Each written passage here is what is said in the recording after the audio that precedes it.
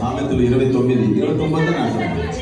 29లో ఒడ్డు ఎన్నిసార్లు గద్దించినను లోబడని వాడు మరి తిరుగు లేకుండా హఠాత్తుగా నాశనమగును. இது ஒரு நீதிமொழிகள். நமக்கு நிறைய நீதிமொழிகள்லாம் தெரியுதானே, அது மாதிரி இது ஒரு நீதிமொழிகள். எண்ணிசார்லு கத்திச்சிடணும். தமிழ் எப்படி இருக்கு? யாராவது தமிழ் வாசிப்பீங்களா? யாரும் இல்லை தமிழ். என்ன? அடிக்கடி கடிந்து கொள்ளப்பட்டும் தன் பிடாரியை கடினப்படுத்துகிறவன் சகாயமின்றி சடுதியிலே நாசனமாவான். இதுதான் இன்னைக்கு நான் பேசக்கூடிய ஒரு வசனம். எண்ணிசார்லு கத்திச்சிடணும். இப்ப ஆண்டவர் நம்மள நிறைய தடவை கண்டிக்கிறார், இல்ல எச்சரிக்கிறார். சில பேருக்கு இப்ப இருக்கிற ஜெனரேஷனுக்கெல்லாம் அட்வைஸ் சொன்னாலே பிடிக்கிறது இல்லை. ஏதாவது புத்தி சொல்லணும்னாக்கா ஏதோ கதையை போயிடறாங்க, இதெல்லாம் அப்படின்னாங்க. இப்ப இருக்கிற யங்ஸ்டர்ஸுக்கு வசனங்களை கேட்கறதுக்கு பொறுமை இல்லை. இப்பெல்லாம் எப்படி ஆயிடுச்சுன்னா, சோசியல் மீடியால பெரிய பெரிய பிரசங்கிமாரெல்லாம் இப்போ 30 செகண்ட்ல பிரசங்கம் பண்ண ஆரம்பிச்சாங்க. எப்படி மிஞ்சி போனா 1 மினிட், அதுக்கு மேல எவனும் கேட்கறது இல்லை. 1 மணி நேரம் பிரசங்கம் பண்ணா பார்க்கறதே இல்லையா, நீயே பிரசங்கம் பண்ணி நீயே கேட்டுக்கோ அப்படின்ட்டு போயிட்டே இருக்காங்க. அப்ப எல்லாருமே எதுல வந்துட்டாங்க, 1 நிமிஷம் 60 செகண்ட்ஸ் மெசேஜ் தான். இப்போ ஒரு 60 செகண்ட் எனக்கு கொடுத்தா நான் என்ன பேசுறது? ஒன்றும் பேச முடியாது. அதில் என்ன கண்டென்ட் நமக்கு சொல்ல முடியாது. அந்த மாதிரி நம்ம இருக்கக்கூடாது. ஆண்டவர் வசனத்தை நம்ம கேட்கணும். இன்று இரவு ஆண்டவர் நம்மளோட பேசுறாரு. என்ன பேசுறாருன்னு பார்க்கணும். இந்த வசனத்தின் மூலமா பேசுறாரு. எத்தனை தடவை நான் கண்டித்தாலும் கீழ்ப்படியாம இருப்பாங்க தானே சில பேர். அவங்க என்ன ஆயிடுவாங்களாம், அது யாரா இருந்தாலும் சரி, விசுவாசியா இருந்தாலும் சரி, அவிசுவாசியா இருந்தாலும் சரி, பிள்ளைகளா இருந்தாலும் சரி, மனைவி ஆனாலும் சரி, கணவனா இருந்தாலும் சரி, அம்மா அப்பாவா இருந்தாலும் சரி, பேர பிள்ளைங்களா இருந்தாலும் சரி, வாலிப பிள்ளைங்களா இருந்தாலும் சரி, வயோதிபர்களா இருந்தாலும் சரி, யாரா இருந்தாலும் அந்த ஆண்டவர் கண்டிக்கும் போது நம்ம உடனே நம்ம என்ன செஞ்சிருக்கோம், நம்மள ஆண்டவர்கிட்ட ஒப்பு கொடுத்துருக்கோம். அதுதான் நல்ல குட் ஹார்ட். இப்போ இயேசு 12 சீஷர்களை செலக்ட் பண்ணாரு. எஸ், எத்தனை பேர்? 12 சீடர்கள். அந்த பேர் லிஸ்ட் எல்லாம் மத்தேயு சுவிசேஷத்துல இருக்கு, 10ஆம் அதிகாரத்துல. நீங்க வீட்டுல போய் அப்புறம் பாருங்க. அதுல நிறைய பேர்லாம் வருது இல்லையா, பேதுரு, யாக்கோபு, யோவான், இந்த மாதிரிலாம் ஒரு பேர். மத்தேயு, இல்ல பர்த்தலோமையா, அவருக்கு இன்னொரு பேர் தான் நத்தனேல், நாத்தான் பேர் தமிழ்ல. ஓகே. அப்போ அதுல 12 பேர் வரிசை எழுதுறாரு மத்தேயு 10ஆம் அதிகாரத்தில். அப்படி எழுதும் போது கடைசி பேர் யார் சொல்லுங்க? கடைசி பேர் யார் வருது? மத்தேயு சுவிசேஷம் 10ஆம் அதிகாரத்துல நீங்க வாசிச்சு பாருங்களேன். 12 మంది అపోస్తుల పేర్లు ఏమనగా, మొదట పేతురు అనబడిన సీమోను, అతని సహోదరుడు అంద్రేయ, జబదేయ కుమారుడు యాకోబు, అతని సహోదరుడు యోహాను, ఫిలిప్పు, బర్తలోమయ, తోమా, సుక్కరి అయిన మత్తయి, అల్ఫయి కుమారుడు యాకోబు, దద్దయ్య 4 పేరుగల లెబ్బై, కణనీయులైన సీమోను, ఆయనను అప్పగించిన இஸ்கரியோத்து யூதா. அந்த கடைசி 12வது ஆள் யாரு? இஸ்கரியோத்து யூதா. இன்னைக்கு அந்த ஆளை பத்தி தான் உங்க முன்னாடி நான் பேச போறேன். என்ன எல்லாரும் ஒரு மாதிரி பார்த்துருக்கீங்க? இதை சொல்றதுக்கு தான் நீ அங்கிருந்து வந்தியா? இன்று முதல் கர்த்தர் உங்களை ஆசீர்வதிப்பார், அதை சொல்றதுக்கெல்லாம் நான் வரல. அதுக்கெல்லாம் வேற ஆளுங்க இருக்கிறாங்க. இன்னைக்கு நான் உங்களை சொல்லும் போது எச்சரிக்கை பண்றதுக்கு தான். Be careful. நம்ம இந்த கடைசி காலத்தில் இருக்கிறோம். அமெரிக்காவில் என்ன நடக்குதுன்னு பார்த்தீங்க தானே? கலிஃபோர்னியா, லாஸ் ஏஞ்சல்ஸ் எரிஞ்சு சாம்பல் ஆயிடுச்சு. பார்க்குறீங்களா?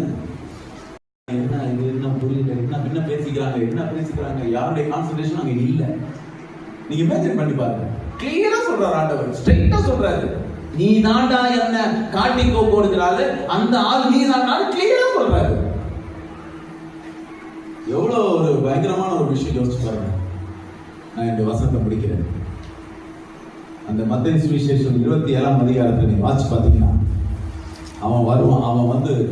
அவன் இயேசுவை காட்டி கொடுக்கறதுக்காக பிளான் பண்ணிட்டு வரான். போய் பேசிட்டான், வியாபாரம் பேசிட்டான். யார்கிட்ட? பிரதான ஆசாரியன் கிட்ட. போயிட்டு என்ன சொல்றான், நசரேயனாகிய இயேசுவை நான் காட்டி கொடுக்குறேன், எவ்வளவு காசு இருக்கு? அது நமக்கு தெரியும். ஃபர்ஸ்ட் டீலிங் அவங்க ஹைல பேசுறாங்க. அவங்க பேசும்போது பார்கெயின் பண்ணாங்க. அவங்க பேசும்போது யூதா இஸ்கரியோத்து பெரிய விலை சொல்றான். அவன் கேட்கறான் 100 கூட அப்படின்றான். அவன் சொல்றான் அதெல்லாம் கொடுக்க முடியாது, குறைச்சிக்கோ அப்படின்றான். 70, 50, சரி உனக்கும் வேணாம் எனக்கும் வேணாம் 40. நீயே சொன்னீங்கன்னா எப்படி? 30 தான் ஃபைனல். பேசிடுச்சு. இயேசுவோட விலை எவ்வளோமா? 30 காசு. பேசி முடிச்சாச்சு. இப்போ சொல்கிறான் யூதா இஸ்கரியோத்து, ராத்திரி நீங்கள் கெத்செமனே தோட்டத்துக்கு வந்துருங்க. எங்கே வந்துங்க? நாங்கள் ஒலிவ மலையில போய் ரெஸ்ட் எடுக்கிறது உண்டு. இன்னைக்கு ராத்திரி அங்கே ஒலிவ மலையில நாங்கள் ரெஸ்ட் எடுத்துக்கிட்டு இருப்போம். அந்த ராத்திரி நீங்க வந்தீங்கன்னாக்கா நசரேயனாகிய இயேசுவை நான் யாருக்கு காட்டி கொடுக்குறேன். இருட்டா இருக்கும். நீங்க வேற யாரையாவது நீங்க அரெஸ்ட் பண்ணிடக்கூடாது, பிடிச்சிடக்கூடாது. நான் யாரை போய் கட்டி பிடிச்சி அவருடைய கண்டத்துல நான் முத்தம் கொடுக்குறேனோ அந்த ஆள் தான் நசரேயனாகிய இயேசு. நீங்க உடனே வந்து பிடிச்சிக்கணும். அதுக்கப்புறம் என்னால ஒன்றும் பண்ண முடியாது சொல்லி கொடுத்துட்டான். கூட்டு போறான். இதெல்லாம் சீஷர்களுக்கு தெரியாம இவன் பேசிக்கிட்டு இருக்கிறது.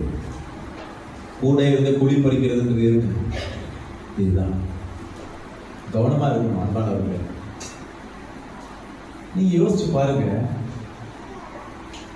இயேசு தண்ணி மேல நடந்து வந்தார் அப்படின்னா கலிலேயா சமுத்திரத்தை என்ன செஞ்சாரு? ஆமா, தூக்கம் வந்தா நல்லா கவனிங்க. தூக்க நான் முடிச்சிருக்கேன். இப்ப பாருங்க, அந்த கலிலேயா சமுத்திரத்துல தண்ணி மேல நடக்கிறாரா? அது யார் பார்த்தாங்க? 12 சீஷர்களும் பார்த்தாங்க. அதுல இவனும் பார்த்தான். ஏதாவது அவனுக்கு உரைச்சிட்டா? புரியல. தண்ணி மேல ஒருத்தர் நடந்து வராதுன்னா, இப்ப நான் உங்ககிட்ட பேசிக்கிட்டே இருக்கிறேன், திடீர்னு நான் இப்படி ஆடிட்டு இருக்கிறேன், என்ன செய்வீங்க? ஓடிட மாட்டீங்க? ஏய் கூதடா சாமி, என்ன பாஸ்டர் இப்படி ஆகாயத்துக்கு மேலே தொங்கி நிற்கலாம் அப்படின்னு ஓடிட மாட்டீங்க? இப்ப நான் இங்க நின்றுட்டு இருக்கிறேன், இப்படியே நான் மேல வந்து என்ன பண்ணுவீங்க? எல்லாம் விட்டு ஓடிடுவாங்க எல்லாருமே. யாரும் தைரியம் இல்லை. இயேசுவை நாமத்தால போ அப்படின்னா சொல்றதுக்கு யாரும் முடியாது. ஏன்னா சொல்றதே பாஸ்டர் தான் என்ன தொங்கி இருக்கிறார் அப்படின்னு. அப்படிதான் யோசிச்சு பாருங்க. கலிலேயா சமுத்திரத்துல இயேசு நடந்து வரும்போது சீஷர்ல இப்படியே வாயடிச்சு போய் என்ன பண்றாங்க? வாய்க்குள்ளே போயிட்டு வந்துருக்கு. அப்ப அவன் பார்த்துனே இருக்கான். அதை இவன் பார்த்துனே இருக்கான். ஒரு சொரணையும் இல்லை. அப்புறம் செத்து போன ஒரு பையன் ஆண்டவர் எழுப்பினார் நாயின் கிராமத்துல. அந்த பாடையில கொண்டு போகும்போது டெட் பாடியை நிக்க வச்சு அதை கீழே வச்சு இயேசு அந்த பையன் கிட்ட போய் என்ன செய்யற, கையை கொடுத்து எழுப்புறாரு. அப்படித்தாங்க. அதே மாதிரி யாயினுடைய மகள் 12 வயசு பொண்ணு, அந்த பொண்ணு செத்து போய் கிடக்கும் போது தலித்தாக்கும் அப்படின்றாரு. என்ன சொல்றாரு?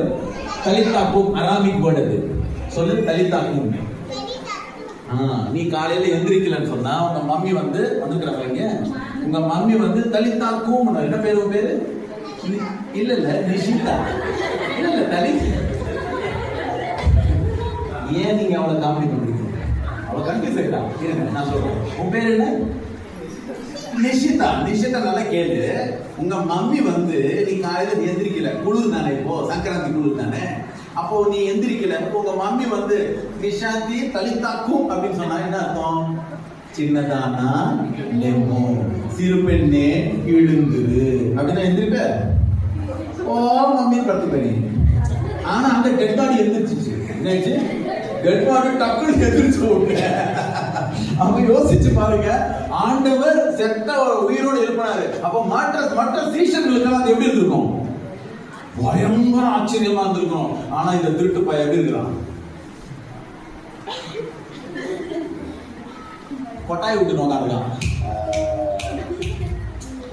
அவனுக்கு ஒண்ணு சொல்ற, அவனுடைய மென்டாலிட்டி, அவனுடைய மைண்ட் செட், அவனுடைய ஆட்டிடியூட் எல்லாமே மணி மைண்டட் தான்.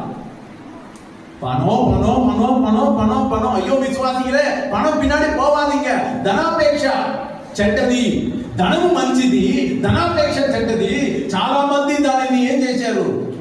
అనుసరించి తమ చేతుల ద్వారా తమ కళ్ళను పొడుచుకున్నారు అని வேதவசனம் சொல்லுது. தங்களுடைய கைகளினாலே உருவ குத்தி கொண்டார்கள். பண ஆசை கெட்டது, பணம் நல்லது. நம்ம வாழ்க்கைக்கு பணம் தேவைதான். ஆனா பண ஆசை இருக்கக்கூடாது. உங்களை பண ஆசை என்ன செய்ய தெரியுமா? ஜீவனுள்ள தேவனுக்கிட்ட தூரப்படுத்தும். எல்லாம் போயிடும். பணம் பின்னாடி போகாதீங்க, பண ஆசை பிடிச்சு போகாதீங்க. கர்த்தர் தான் நித்திய ஜீவன் உள்ளவர். அன்னைக்கு இயேசு பின்னாடி ஒரு பெரிய கும்பலே வந்துச்சு சாப்பாட்டுக்காக. எங்க போனாலும் சாப்பாடு சாப்பாடு சாப்பாடு சாப்பாடு. இயேசு சொன்னாரு, என் பின்னாடி வர்றவங்க எல்லாம் சிலுவை எடுத்துட்டு வாங்க அப்படின்னு. எல்லா பையலும் ஓடிட்டாங்க. பேதுரு மாத்திரம் நின்று நிற்கிறான். சொல்றாரு ஆண்டவர், நீயும் போடா, இன்னும் நீ மாத்திரம் நின்று நிற்கிற அப்படின்னா பேதுரு சொல்றான், ஜீவனுள்ள வசனம் உங்ககிட்ட தான் இருக்கு. என்ன சொல்றான்? ஜீவனுள்ள வசனம் யாருக்கிட்ட இருக்கும் ஆண்டவர்? உங்ககிட்ட தானே இருக்கிறது. இன்னைக்கு நமக்கு என்ன வேணும்? ஜீவனுள்ள வார்த்தை. ஹல்லேலூயா. ஜீவனுள்ள வார்த்தை நமக்கு வேணும். அந்த ஜீவனுள்ள வார்த்தை யாருக்கிட்ட இருக்குது? ஹல்லேலூயா. தேவனுக்கு ஸ்தோத்திரம் கொடுக்கிறாங்க. நான் இந்த வசனத்தை முடிக்கிறேன். கிளைமாக்ஸ். யூதாஸ்க்கு காட்டி கொடுத்தான். இயேசுவை பிடிச்சிட்டாங்க, அரெஸ்ட் பண்ணிட்டாங்க, கொண்டு போயிட்டாங்க. இவன் காசு வாங்கிட்டான் தானே. போய் என்ன செய்யறான் பாருங்க. 27వ అధ్యాయం మత్తయి 27 3, 4, 5 వచనం. అప్పుడు ఆయన అప్పగించిన యూదా ఆయనకు శిక్ష విధించబడు చూచి పశ్చాత్తాపపడి ఆ 30 వెండి నాణములు ప్రధాన యాజకుల యొద్దకు